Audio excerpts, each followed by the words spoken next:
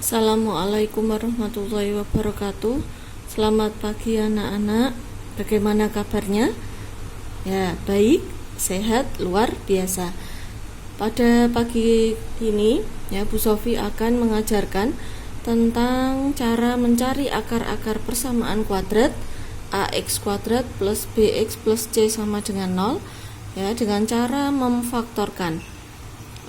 Saya punya contoh, ya, ini.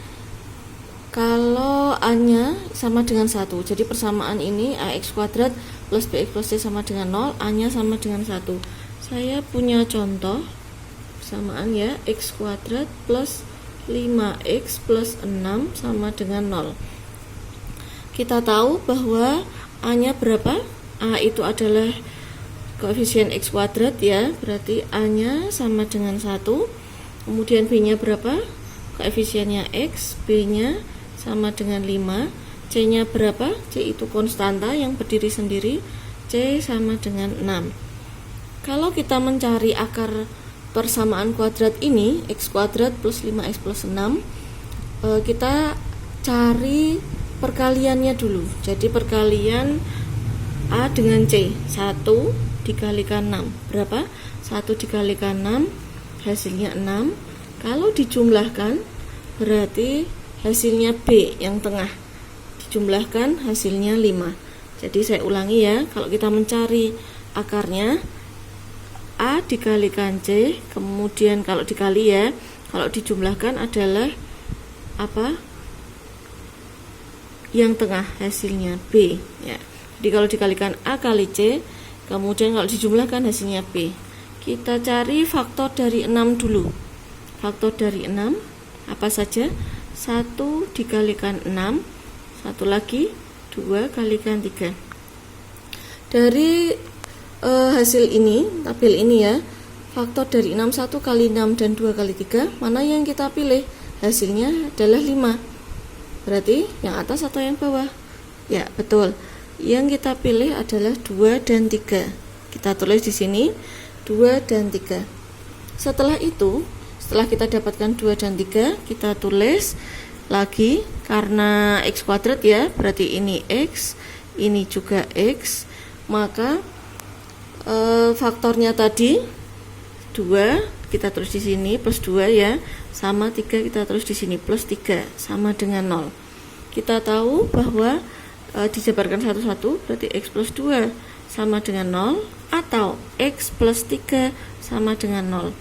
Maka bisa kita tulis x sama dengan 2 positif di ruas kiri pindah ke ruas kanan jadi negatif, atau x sama dengan 3 positif di ruas kiri pindah ke ruas kanan berarti hasilnya negatif 3.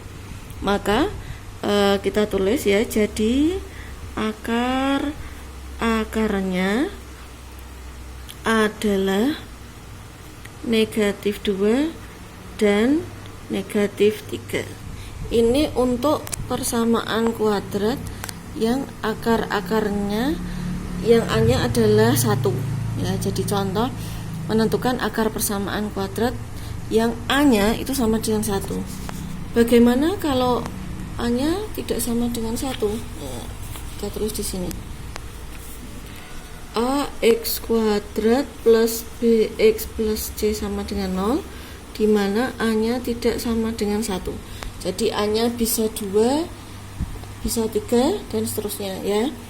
Contoh, saya punya contoh di sini 2x kuadrat plus, ya, 7x plus 6 sama dengan 0. Seperti tadi tahapannya, kita tahu A-nya berapa. Nah, ini A-nya dekatnya x kuadrat, ya, koefisien x kuadrat, A-nya 2. Kemudian B-nya berapa? Koefisiennya x, ya, B-nya berapa? 7.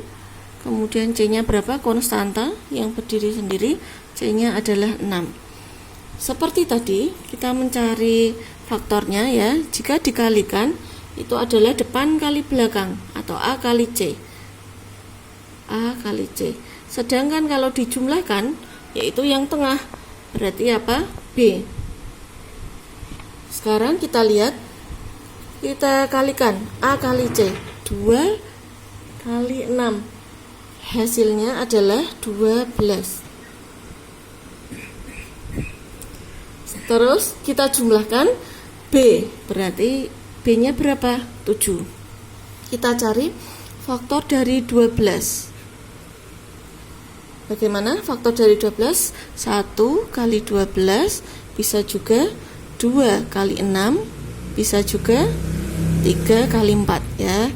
Ketiga pasangan ini adalah kalau dikalikan hasilnya 12. Sekarang kita lihat kalau dikalikan 12 dijumlahkan hasilnya 7.